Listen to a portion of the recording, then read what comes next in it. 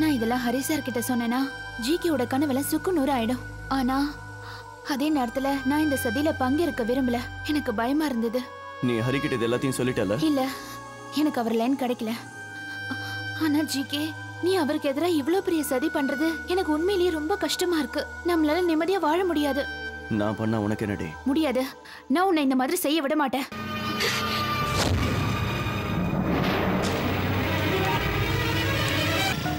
அன்னைக்கு ப்ரோக்ராம் முடிய கொஞ்சம் லேட் ஆயிடுச்சு. அன்னைக்கு ராத்திரி நான் என் வீட்டுக்கு வரும்போது திடீர்னு பயங்கரமா மழை பெய்ய ஆரம்பிச்சுது. ரோட்டு ஓரமா இருந்த ஒரு கடையில நான் என் வண்டியை நிறுத்தினேன்.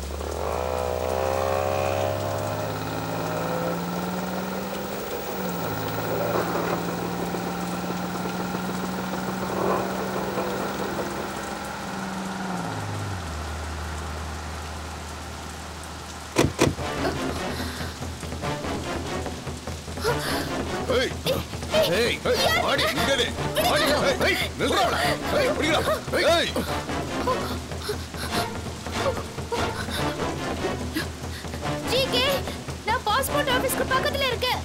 இங்க 2-3 ரவுடிங்க என்ன துரத்துறாங்க. என்னை காப்பாத்து. எங்களை அனுப்புனதே அவர்தான். அவர்கிட்ட உதவி கேக்குறியா? உங்களுக்கு இப்ப என்னதான் வேணும்? உன் உயிர். உன்னை கொண்டதுக்கு முன்னாடி நாங்க சந்தோஷமா இருந்துட்டு கொள்றோம். ஆடினா என்னடி திமிர்ற? ஆடினா ரொம்ப தான் போக்கி போடுங்க. ஏய் என்னடி திமிர்ற? ஓடி பாடிங்கறல. ஏய் என்னடி காத்து? என்னுடைய கூச்சலும் கதறலும் அன்னைக்கு அடிச்சு காத்து மழையில யாருக்குமே கேட்கல. ஒரு பொண்ணுக்கு எதெல்லாம் நடக்க கூடாது அந்த அளவுக்கு கொடூரம் அன்னைக்கு நடந்துச்சு. ஒரு பொண்ணோட வாழ்க்கையில அந்த அளவுக்கு கொடூரமான சம்பவம் நடக்கவே கூடாதுன்னு நான் அன்னைக்கு நினைச்சேன். குத்துயிரும் கொலை உயிரமா கடந்தனா அன்னைக்கு நான் ஒரு விஷயத்தை தெரிஞ்சுக்கிட்டேன். அவ்வளோ நாள் அவன் என் மானத்தை தான் வித்துட்டு இருந்திருக்கான். அன்னைக்கு அவன் என் உயிரையே வித்துட்டான். குடுறா, இன்னும் கொஞ்ச நேரம் சந்தோஷமா இருக்கலாம், அதுக்கப்புறம் பாத்துக்கலாம். நீ போ. சரி நடக்கட்டும்.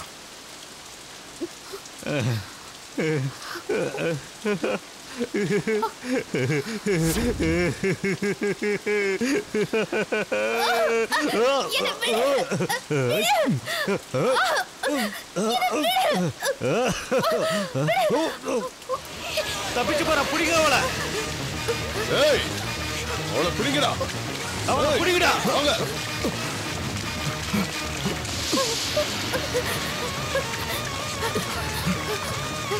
ஏய் ஓடுங்க, நில்லு நில்லு. ஏய் இங்கடி ஓடிரோ நீ? ஏய் நில்லுடா.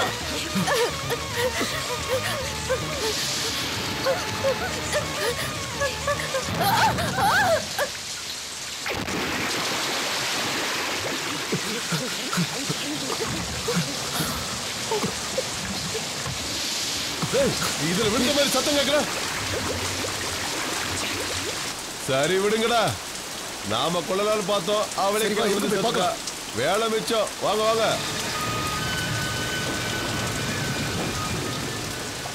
ஹலோ ஜிகே சார், நான் சோமன் பேசுறேன். ஹலோ, நான் சோமன் பேசுறேன் சார். அவ பிரிட்ஜில இருந்து குதிச்சு தற்கொலை பண்ணிட்டா. என்னது, குதிச்சிட்டாளா? அவளோட பாடியை நீங்க தேடி பாத்தீங்களா? சார், இங்க பயங்கரமா மழை பெஞ்சிட்டு இருக்கு.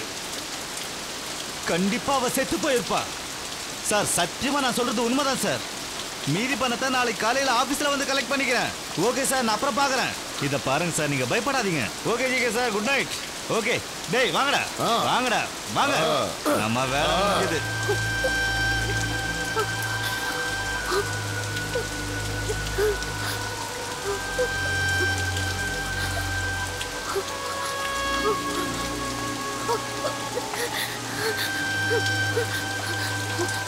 அன்னைக்கு ராத்திரி நான் போய் ஜிகேவை பார்க்கணும்னு எனக்கு தோணுச்சு.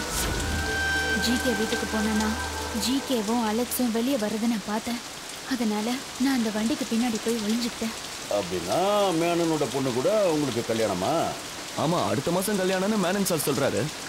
காலன் கம்பெனிக்கு நீங்க முதலாளி ஆனதுக்கு அப்புறம் மேனன் உங்களை விடுவாரா என்ன? அதே சமயம் மேனனுடைய பொண்ணுக்கு நீங்க தான் சரியான ஆள். ரொம்ப அழகா இருப்பா தெரியுமா? சரி, இவ்வளவு நாள் லவ் பண்ணிக்கிட்டு இருந்த பூஜாவை என்ன பண்ண போற?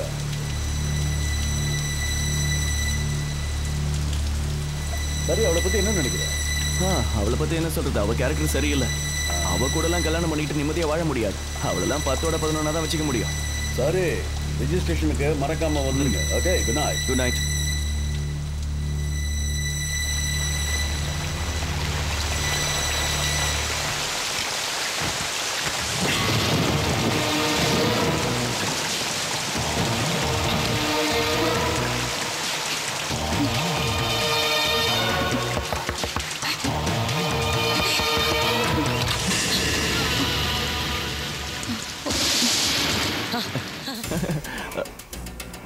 என்னாச்சு என்னாச்சு பூஜா?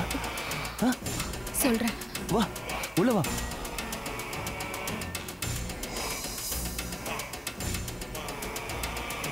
நான் ப்ரோக்ராம் முடிச்சிட்டு வீட்டுக்கு வர வழியில 4 பேர் என்ன சுத்தி வளைச்சிட்டாங்க. சுத்தி வளைச்சிட்டாங்களா? எங்க? சவுத் ஓவர் பிரிட்ஜ் பக்கத்துல என்ன பிடிச்சிட்டாங்க. நான் உனக்கு கால் பண்ணேன், ஆனா நீ தான் போன் அட்டென்ட் பண்ணவே இல்லை. பயங்கரமா மழை பெஞ்சதுல அதான் எனக்கு எதுவும் கேட்கல. அம்மா என்னாச்சு? அவங்க என்ன பண்ணாங்க? அவங்க என்ன பண்ணாங்கங்கிறது தான் உனக்கு ஃபோன் பண்ணி சொல்லிட்டாங்களே. ஆமா, மேனன் சாருடைய பொண்ணு ரொம்ப அழகா இருப்பாளாமே. எதுவா இருந்தாலும் அவ என்ன மாதிரி ஊர்ல எல்லார் கூடயும் படுக்கிற ஒரு பொண்ணு கிடையாதுல்ல. என்ன பேசுற? நான் உன்னை அந்த மாதிரி தனியா விட்டுடுவேனா? என்னை பத்தி நீ இவ்வளவு கேவலமாவா நினைச்சிருக்க? நம்ம 2 பேரும் ஒன்னா வாழணும் தானே நினைச்சோம். நீ இல்லாத ஒரு வாழ்க்கையை என்னால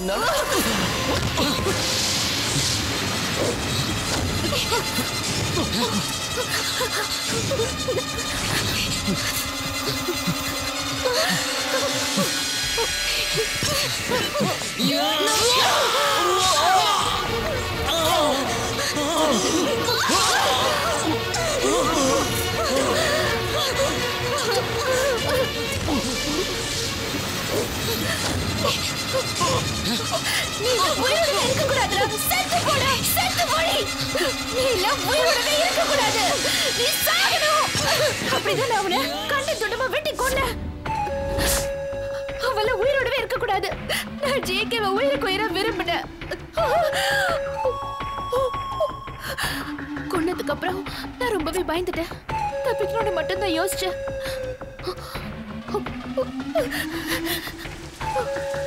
பார்ட்டு வெட்டிட்டோன்னா அதுக்கப்புறம் என்னால தப்பிச்சிட முடியும்னு நான் நினைச்சேன்.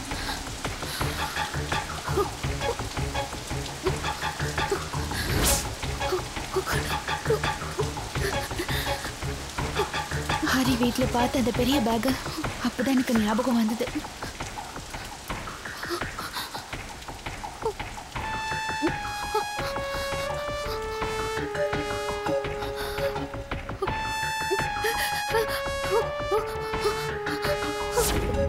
நீ சொல்றதை என்னால முழுசா நம்ப முடியல.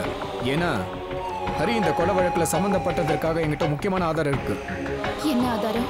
ஜிகேவோட கொலை நடந்த அந்த இடத்துல ஹரியோட தடங்கள்லாம் கிடைச்சிருக்கு. அன்னைக்கு ராத்திரி ஹரி அந்த இடத்துக்கு வந்ததுக்கான ஆதாரம் என்கிட்ட இருக்கு. அது ஏன் உனக்கு தெரியுமா?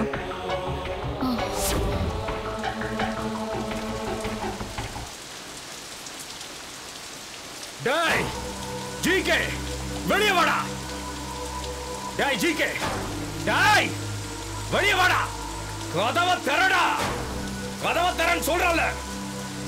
நீ திறக்க மாட்டடா.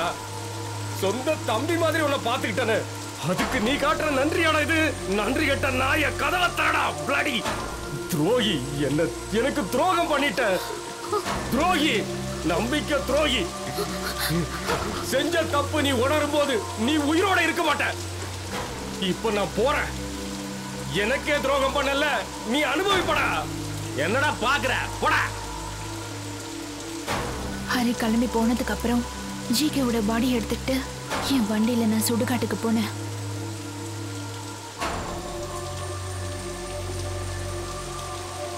அந்த மழையில ஒரு பேக் கீழே விழுந்ததை நான் கவனிக்காம விட்டுட்டேன். இல்லனா உங்களால இப்போவும் என்ன பிடிச்சிருக்க முடியாது. ஜிகே செஞ்ச துரோகத்துக்கு இவ அவனை கொலை பண்ணது தப்பே இல்லைன்னு எனக்கு தோணுது. ஆனா இவ சொல்ற கதையை என்னால முழுசா நம்பவே முடியல. ஒருவேளை ஹரிந்தனுக்காக இவ கொலை பண்ணாளா, இல்ல ஹரிந்தரனை கொலை பண்ணானா? ஒன்னும் புரியலையே.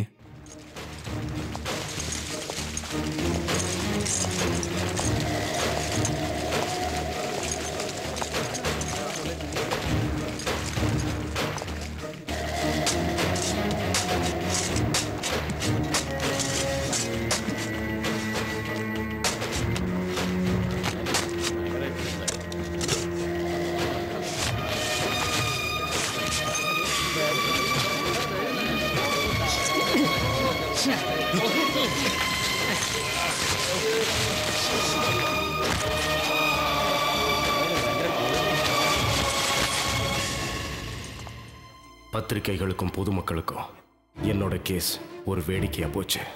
கொலை பண்ணதை பூஜாவே ஒத்துக்கிட்டதுக்கு பிறகும் போலீஸுக்கும் பொதுமக்களுக்கு என் மேல நம்பிக்கை வரல. வக்கீல்களோட வார்த்தை ஜாலத்தினால நிரபராதிகள் எப்படி தண்டிக்கப்படுறாங்கன்னு அன்னைக்கு நான் தெரிஞ்சுக்கிட்டேன். என்னோட ஸ்டார்லைன் இன்கார்பரேட்டுங்கிற சாஃப்ட்வேர் கம்பெனியை பொதுமக்களை அடிச்சு நொறுக்கிட்டாங்க. என் ரத்தத்தை வேர்வையா சிந்தி உருவாக்கின இந்த சாஃப்ட்வேர் கம்பெனியை இப்படி சுக்குநூறு ஆக்கிட்டாங்க. ஆனா நியாயம் என்னைக்கும் சாகாது. என்னதான் போலீஸ் என் மேல குற்றத்தை ஜோடிச்சாலும் நீதிமன்றம் என்னை விடுதலை செஞ்சிருச்சு. ஆனா கொடூரமா கொலை செய்யற அளவுக்கு பூஜாங்கிற பொண்ணு மனசை நான் தான் கலைச்சு வச்சிருக்கேன்னு என் மேல அபாண்டமா பழி சுமத்துறாங்க.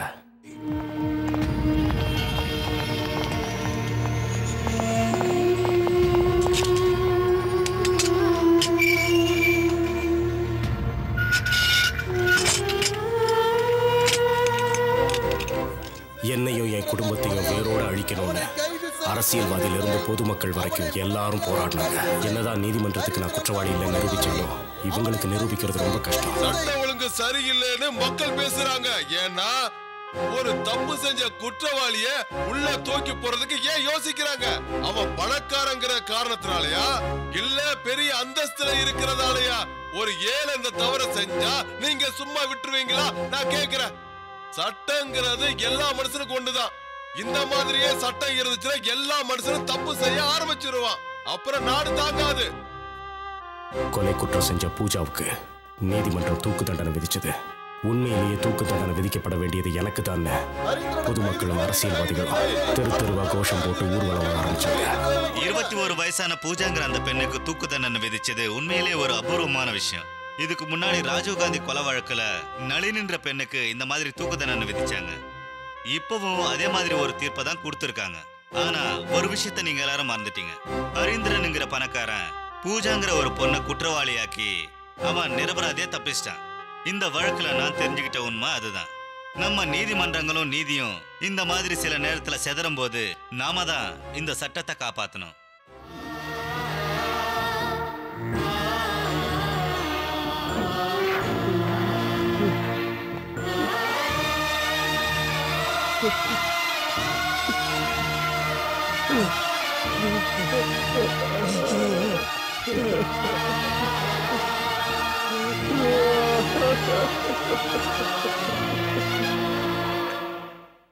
இந்தாங்க டீ.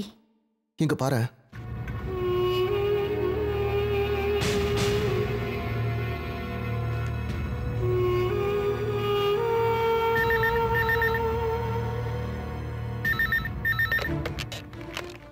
ஹலோ. இப்போ உனக்கு சந்தோஷமா? அந்த பொண்ணை யூஸ் பண்ணி எல்லாத்தையும் நீ தான் பண்ணணும்னு எல்லாருக்கும் தெரியும். அவளுக்கு தூக்கு தண்டனை வாங்கி கொடுத்துட்டு நீ நிம்மதியா தூங்கிட்டு இருக்கியா? இதுக்கான தண்டனை உனக்கு கண்டிப்பா கிடைக்கும். புரிஞ்சுதா?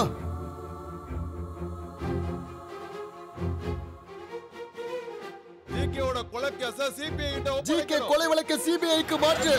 ஜிகே கொலை வழக்கு சிபிஐக்கு மாற்று. கைது செய். உடனடியாக கைது செய். நடவடிக்கை எடு.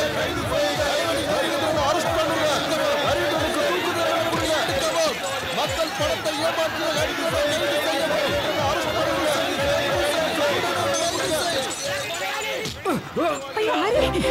என்ன காட்டு வராண்டியா இருக்காங்க. நீ உள்ள வா. வா இந்த பக்கம் வா. ஹரி ஐயோ என்ன ஹரி கண்ணில் அடி வாங்குற அளவுக்கு நீ என்னடா பாவம் பண்ண?